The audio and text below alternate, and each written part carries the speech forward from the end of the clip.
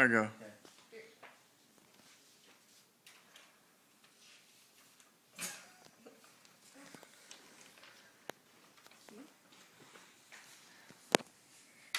Yeah.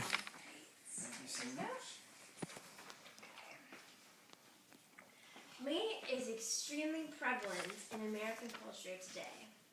You see it when you go to a really nice restaurant and you notice the $50 steaks on the menu that are like the size of your head. You can tell that there's definitely a lot of meat in our culture. And even when you go to a fast food restaurant, it's all usually meat. If you don't eat meat, there's not really anything to eat if you go to McDonald's or any of those other places. And also, when you see the typical way that most Americans plan their meals, it usually almost always contains meat. If you were to ask someone, what are you going to eat for dinner tonight? They'd tell you, oh, I'm having chicken. Or if you ask them the next day, so what are you going to eat? I'm having pork. They don't mention, the plant-based foods that they're going to eat. They just mention the meat because that's what they're looking forward to eating. But it doesn't necessarily have to be that way. In fact, lowering the amount of meat you consume would have a positive impact on your life, the life of others, and also the environment. Those who are looking for a positive way to change their life habits should think about lowering their meat intake. Cutting back the amount of meat in one's diet will positively affect your health. There are plenty of health benefits of a lowered meat intake. One of these includes weight loss. According to the National Institutes of Health, those who consume less meat, on average, eat fewer calories and less fat. Those people will be consuming less meat, so they'll be eating more plant-based foods and will most likely be more concerned about their health. Also, they may be consuming foods like beans, which contain a lot of fiber, and fiber makes you feel full, so you will have a tendency to eat less. Also, you will have a reduced risk for heart disease and cancer.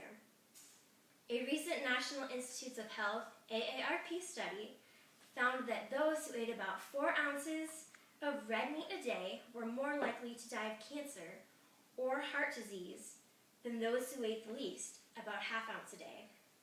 All meats contain saturated fat, and saturated fat can clog your arteries, causing things such as heart disease. And there also has been a correlation between red meat and cancer, so it's better to stay away from red meat as much as possible. You also are going to have a less chance of contracting a food-borne illness.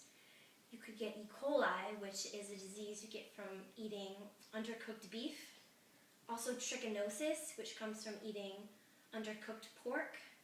That's a worm larva, and you ingest it when you eat the undercooked meat, and it grows once you eat it. Or you could get mad cow disease, which is also contracted from eating undercooked beef as well. You also will have an increased lifespan if you avoid eating too much meat.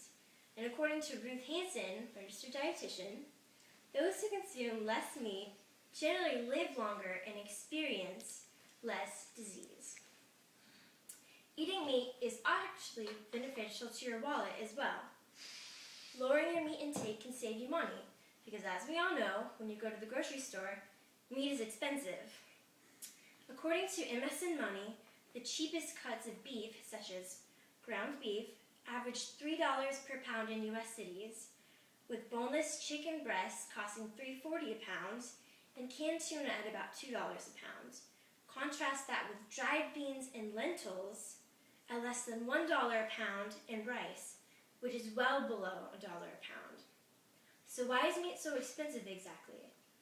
Well, to produce meat, there are a lot of different factors that go into play. You need land for the cattle to graze on, you need water to feed the animals, and you also need feed to feed the animals.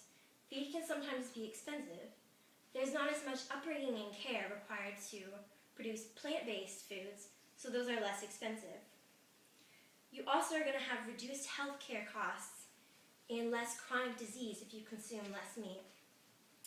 Bypass surgery can cost nearly $60,000, so if you can avoid having to have that done, then you will definitely be saving money. And a lowered meat intake will definitely help that.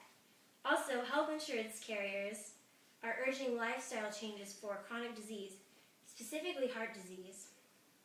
And red meat is linked to heart disease, so avoiding eating less meat will be helpful.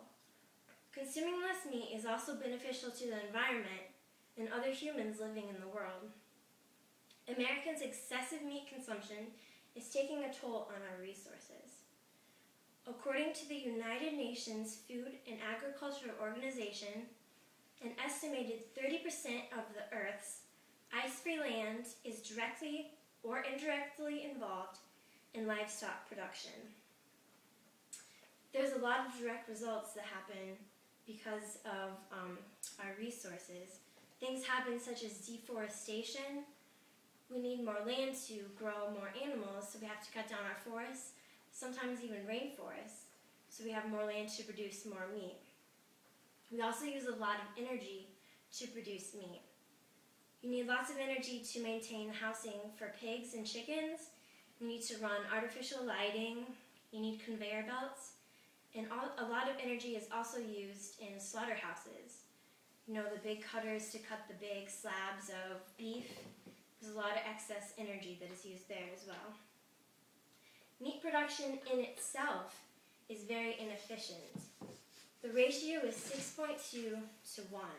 That means that for every 6.2 pounds of feed that is fed to a cow, you only will get 1 pound of meat.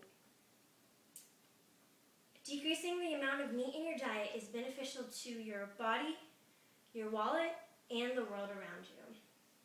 And you don't have to do much to reduce the amount of meat you eat. Just one day a week you could try taking the meat out of your diet and consuming maybe beans or tofu or having a stir fry. And any of that will help towards your goal. And just a little bit of effort can make a whole lot of difference.